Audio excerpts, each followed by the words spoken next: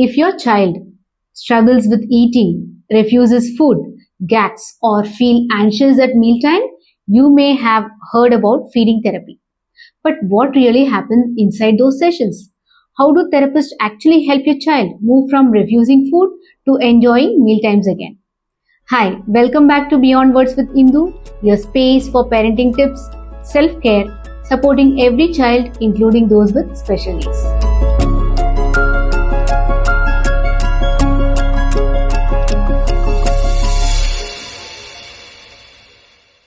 I'm Indu, a speech therapist, feeding therapist, parenting coach, and mom of two. If you haven't already, hit the subscribe button so you don't miss any of our tips on parenting. In our previous episode, that is episode 11, we explored how we understand your child's feeding story, the assessments, the observations, and how we identify the root cause of feeding challenges. If you haven't watched that yet, I highly recommend checking it out after this video because it helps you see where this entire process begins. And in today's episode, part 2 of our feeding therapy journey, we are going inside the therapy room.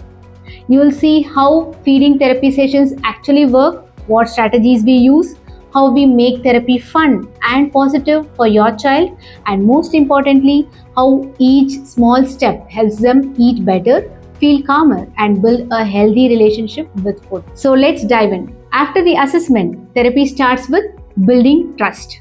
Because for many children, feeding is not just about food. It's about comfort, confidence, and control. So in the first few sessions, we don't rush to make children eat new foods. Instead, we focus on helping them feel safe around food again.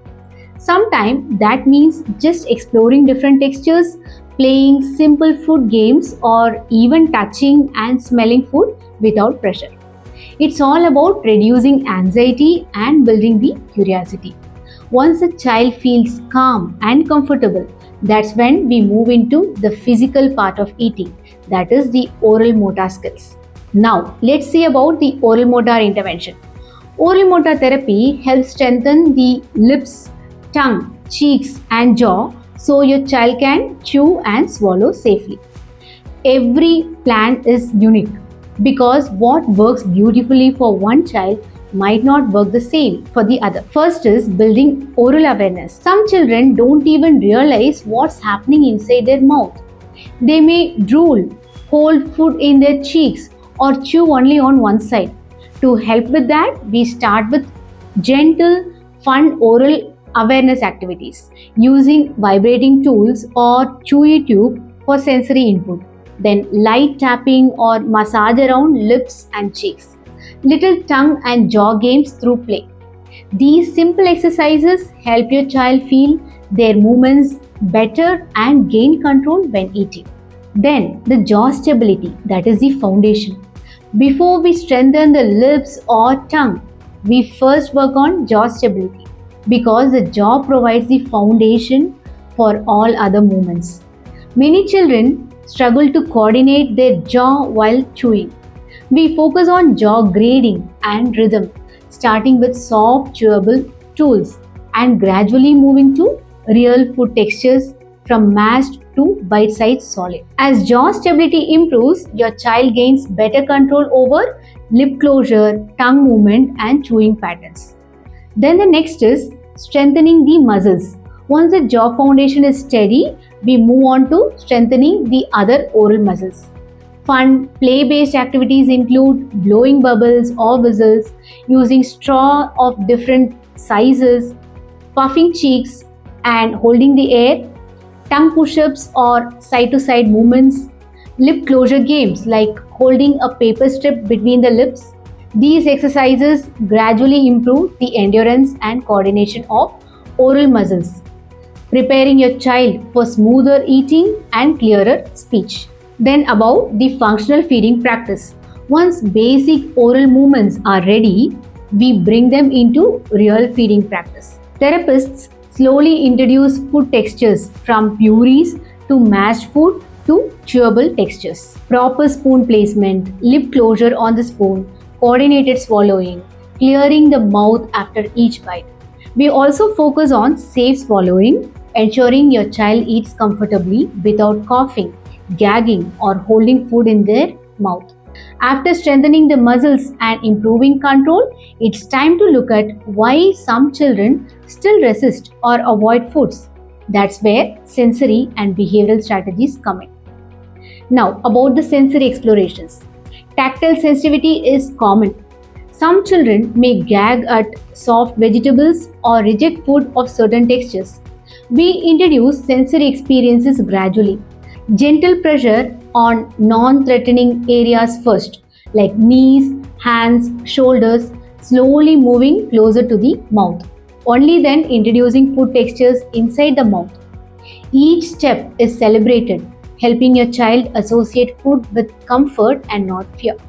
Then, proprioceptive needs related to body awareness, how muscles and joints sense movement and pressure.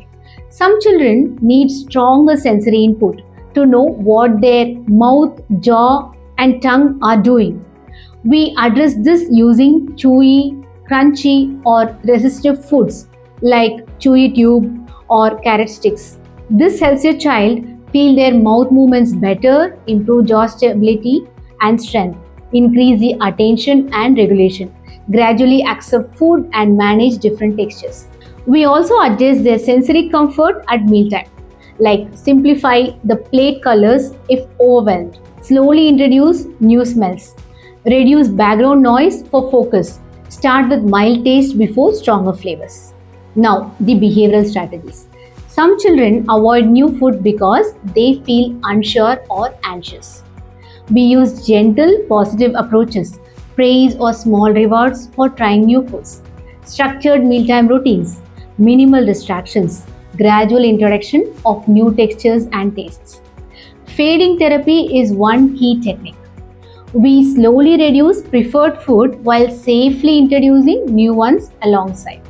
Over time, your child learns trying new foods can be enjoyable. Then, the parent involvement. Parents are partners in therapy. We guide you in every step. To summarize, assessment is the foundation, observing the feeding history, mealtime behavior, and physical or sensory responses. Feeding therapy is step by step but flexible, like oromotor skills first if needed, then sensory exploration. Finally, behavioral strategies and parent guided practice. Every child is different. If textures or oral movements are already okay, we may jump straight to behavioral strategies. The key is meeting your child wherever they are and helping them progress confidently. Coming up next, we'll uncover the truth about sugar and ADHD. Does sugar really cause hyperactivity, or is there more to the story?